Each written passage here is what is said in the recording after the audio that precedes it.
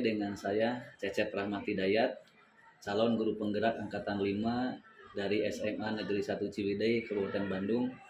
Alhamdulillah hari ini saya akan melakukan praobservasi untuk memenuhi salah satu tugas di guru penggerak modul 2.3, dan insya Allah saya nanti akan mensupervisi rekan sejawat saya. Ya, perkenalkan nama saya Rengani Martini, saya guru BK di SMA Negeri 1 Ciwidey. Nah, untuk itu marilah kita mulai untuk praobservasi ini. Ya. Bagaimana Bu Neng kabarnya? Alhamdulillah baik, Pak. Sehat ya? Sehat, Sehat, alhamdulillah. Nah, Bu Neng kan nanti kita akan melakukan supervisi ya, supervisi pembelajaran di kelas. Nah, tujuannya itu ya kita berbagi ilmu saja lah. Berbagi pengalaman yang nantinya akan bermanfaat saat melakukan supervisi. Nah, apakah Bu Neng sudah menyiapkan untuk supervisi ini? Ya, apa yang dipersiapkan oleh Bu Neng ini? Kebetulan ya, kalau RPL Pak kan sudah ada ya. Tentunya itu yang paling pertama dipersiapkan. Jadi ketika ke kelas kita tidak sama sekali blank gitu ya, karena sudah ada RPL-nya. Itu yang pertama. Yang kedua mungkin mental juga ya Pak. Kan ketika di supervisi dan tidak itu pasti kan berbeda. Kita pasti pas di supervisi, wah mental juga harus rada-rada dipersiapkan gitu, biar enggak ini. Ya sedikit tidak nervous gitu ya. Sedikit tidak nervous gitu kan. Nah, mudah-mudahan ya Bu Neng persiapan dari mental, dari RPL-nya. Karena kan Bu Neng ini guru bimbingan konseling ya, guru BK di SMA Ciwidey. Nah, nanti Bu Neng ketika supervisi itu materi yang akan disampaikan di bimbingan klasikal itu apa ya Bu Neng? Oh iya, ya diingatkan ya untung. Jadi Bapak kan beda ya ketika guru mata pelajaran dan guru BK. Kalau guru mata pelajaran itu kan RPP biasanya. Nah, kalau di guru BK itu ada RPL, rencana pelaksanaan layanan. Dan ketika pembelajaran itu disebutnya bimbingan klasikal. Nah kebetulan di jadwal saya pas Bapak mau supervisi ini, saya akan menyampaikan materi tentang potensi diri, Pak. Jadi potensi diri. Kebetulan juga di potensi diri itu kan ada beberapa aspek yang memang harus anak-anak tahu. Nah, kenapa saya ambil materi ini? Jadi beberapa intinya itu diantaranya agar anak tahu potensi apa yang dimiliki mereka dan bagaimana mereka mengembangkannya gitu. Oh iya. Ini materinya sangat bagus ya, Bu Neng, potensi diri. Betul. Karena kan setiap siswa ini mempunyai potensinya masing-masing ya. Apalagi menurut salah satu pemikiran filosofi dari Ki Hajar Dewantara ini, bahwa memang siswa ini mempunyai potensi dan kemampuan masing-masing. Artinya siswa ini unik ya. Karena kan kita tidak bisa menyamaratakan. Si A, si B, si C ini kita samakan. Tentunya si A, B, C ini punya potensinya masing-masing. Nah, inilah mungkin salah satu kewajiban dan salah satu kita sebagai pendidik harus mengetahui potensi dari anak didik kita. Bahkan ya kita pun harus istilahnya melakukan apa yang dinamakan dengan pembelajaran berdiferensiasi. Artinya kita harus tahu potensi dan keunikan dari setiap siswa, biar nanti kita dalam memberikan layanan itu sesuai dengan yang dibutuhkan oleh siswa ini. Nah, Bu Neng, untuk nanti ya supervisi di kelas ini, nanti kalau Bu Neng ini bimbingnya kelas mana saja? Saya itu kebetulan kelas 10 sama kelas 11, Pak. Jadi kebagian kelas 10 4 kelas, kelas 11 juga 4 kelas. Jadi dibagi sama guru-guru yang lain gitu. Oh iya. Nah, nanti kalau yang mau disampaikan tentang materi tadi ketika supervisi dilakukan, ini ke kelas mana nanti? Nanti ke kelas 11 IPS 3, Pak. Oh, di kelas IPS 3, kelas 11 ya. Artinya kelas 11 ini sudah 1 tahun di sekolah ini ya. Nah, Bu Neng, berbicara masalah tadi di BK itu ada yang namanya RPL ya. Hampir mirip dengan RPP sebelumnya, tapi RPL ini untuk di bimbingan konseling. Nah, nanti Bu, langkah-langkah di supervisi yang akan Ibu lakukan itu langkah-langkahnya seperti apa, Bu? Ya, jadi sebenarnya hampir sama guru-guru mata pelajaran seperti biasa, Pak. Cuman di sini rincinya itu ada 3 tahapan. Yang pertama itu ada tahap awal atau pendahuluan. Itu seperti Ya. biasa. Kita masuk dengan mengucapkan salam, terus biasanya ada ice breaking dulu lah, bertanya bagaimana kabar teman-teman di kelas, terus kesiapannya seperti apa. Kemudian yang kedua ada tahap inti. Nah, di tahap inti ini kita sebagai guru BK memberikan penjelasan materi tentang potensi diri itu, Pak. Nah, di sana juga disisipkan juga curah pendapat sama anak-anak. Jadi bukan hanya kita saja terus yang memberikan materi, tapi berdiskusi juga sama anak-anak. Jadi gitu. istilahnya kita sharing juga. Iya, sharing gitu, Pak. Karena kan di sini juga guru BK itu bagaimana kita menghapuskan image bahwa guru BK itu polisi sekolah yang galak, yang cuma bisa marah-marah. Nah, dengan bimbingan klasikal ini kita bisa lebih mendekati anak-anak dengan cara yang lebih kayak temen gitu lah, Pak ya.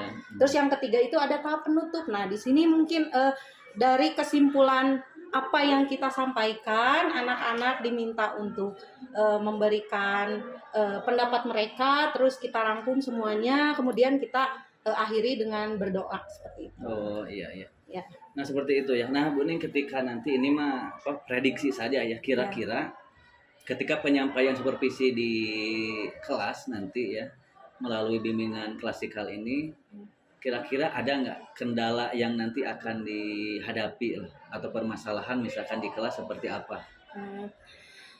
Kalau kendala sih pasti selalu ada ya Pak, mungkin tingkatannya berbeda-beda. Ada yang kendalanya memang tantangan buat kita ya, tantangan yang memang sulit dihadapi dan sulit diselesaikan, tapi ya kita sebagai guru ya tentunya punya porsi sendiri untuk menyelesaikan itu gitu.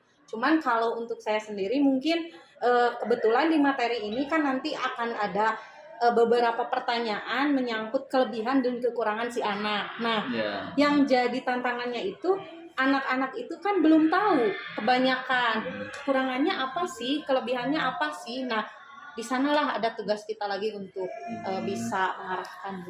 Nah, ketika Ibu tadi kan sudah tahu ya kendalanya seperti tadi atau permasalahannya.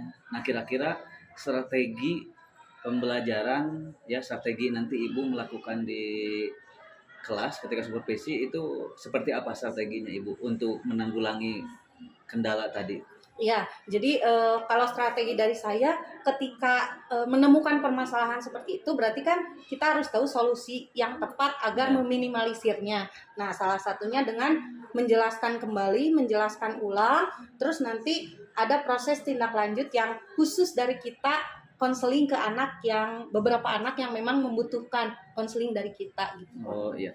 Ini luar biasa ya Bu Neng ya, mudah-mudahan ini materinya sangat bagus ya, karena memang ini mengenali potensi diri kita masing-masing, apalagi kan yang namanya siswa ini pasti beragam ya, keberagaman itu nanti istilahnya akan memunculkan potensinya masing-masing.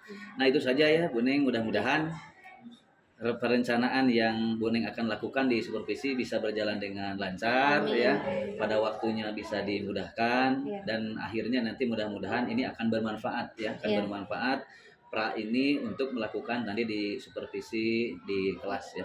Ya itu saja Bu Neng, terima kasih ya. Terima kasih. Ya itu adalah pra observasi ketika saya akan melakukan supervisi nanti atau observasi di kelas. Mudah-mudahan ada manfaatnya. Terima kasih. Assalamualaikum warahmatullahi wabarakatuh.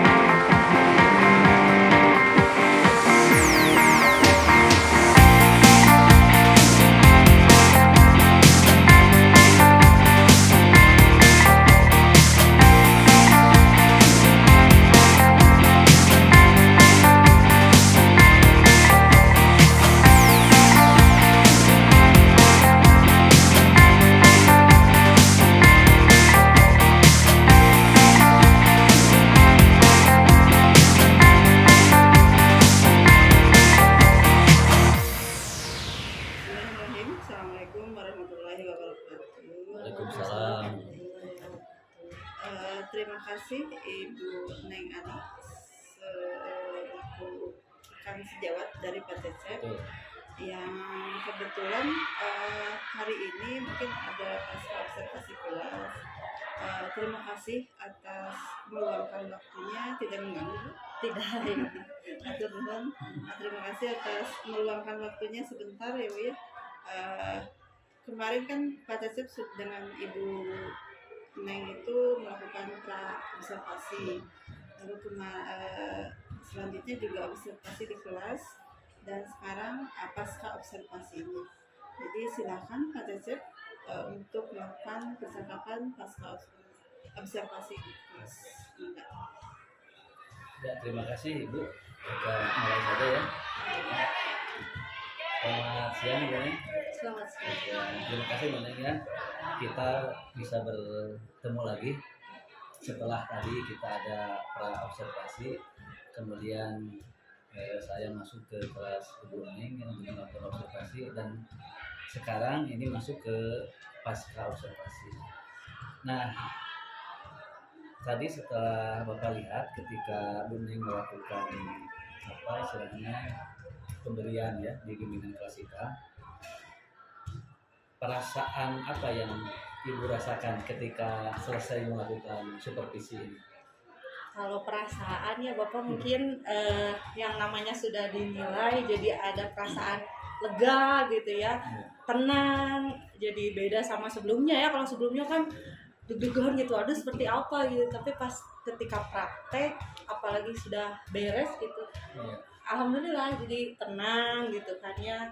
Terus ada apa ya, bahagianya itu, oh ya berarti kita itu sudah bisa berhasil dinilai dengan penilaian yang tidak sedikit gitu ya kan. Bapak juga kan ngobrolnya tadi sebelumnya ada beberapa aspek yang dilihat juga gitu kan sama Bapak gitu.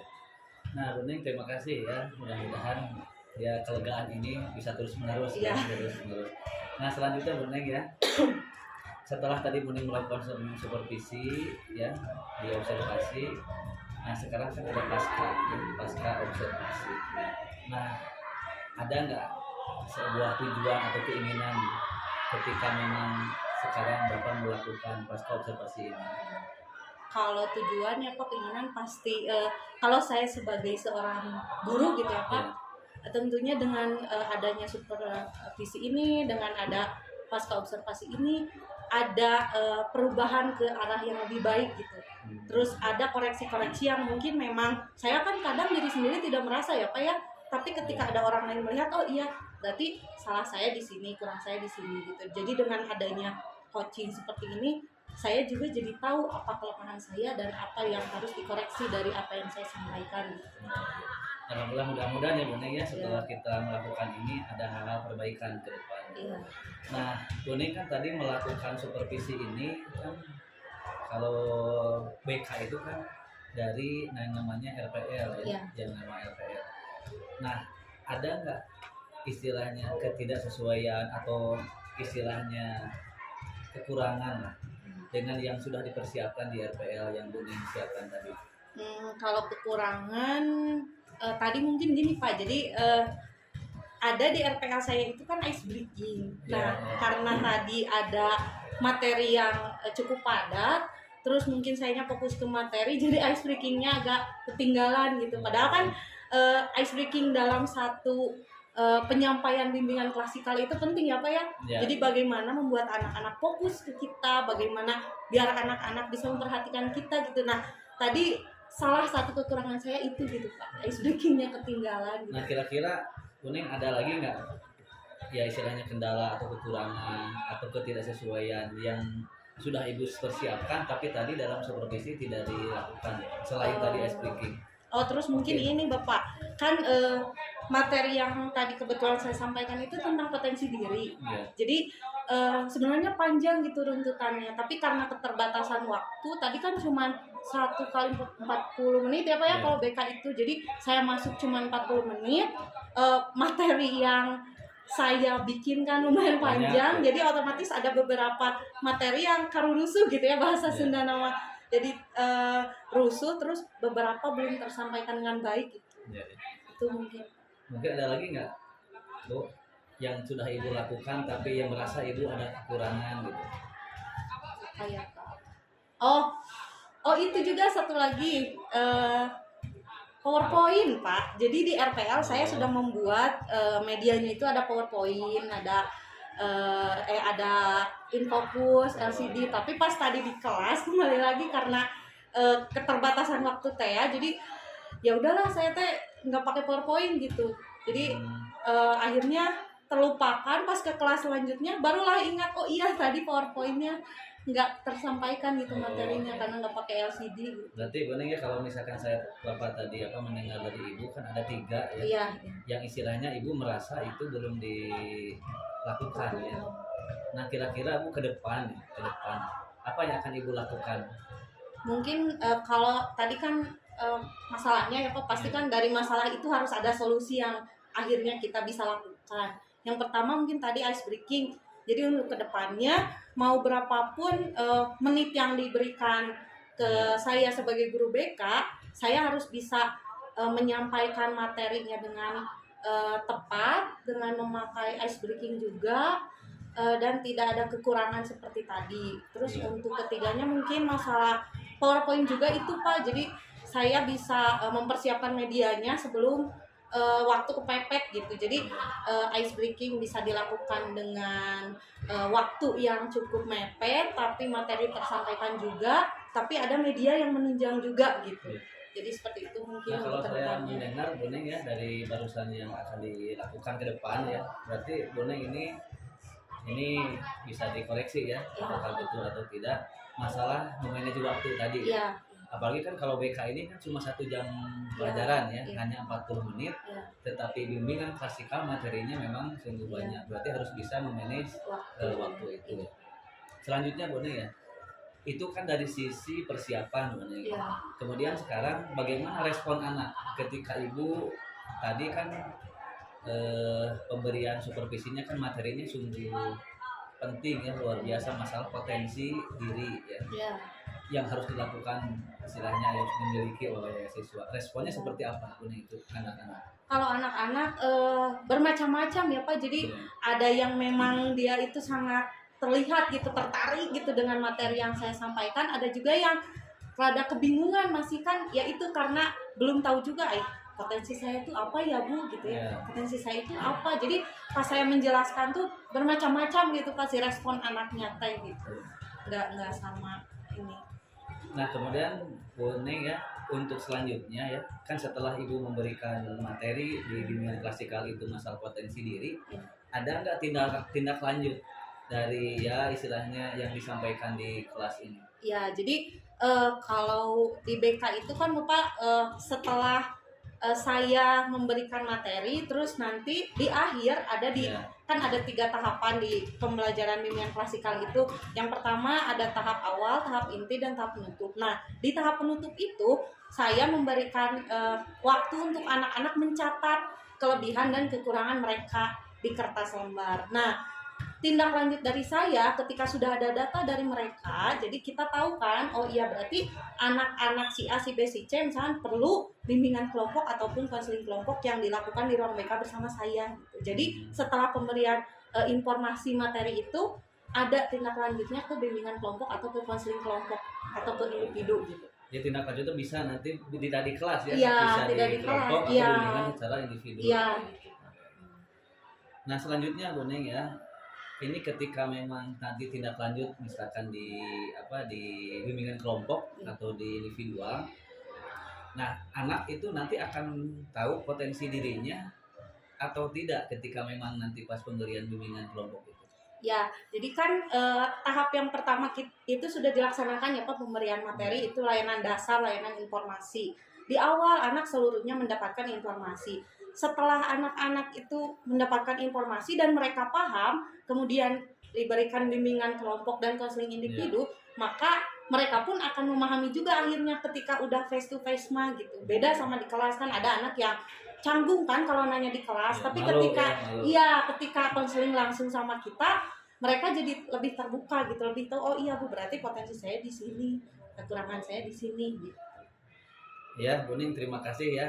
Ini percakapannya luar biasa ya. Mudah-mudahan apa yang telah Ibu dengan saya lakukan percakapan pasca observasi ini, tujuan Ibu tadi untuk memperbaiki ke depan bisa lebih baik ya. Iya.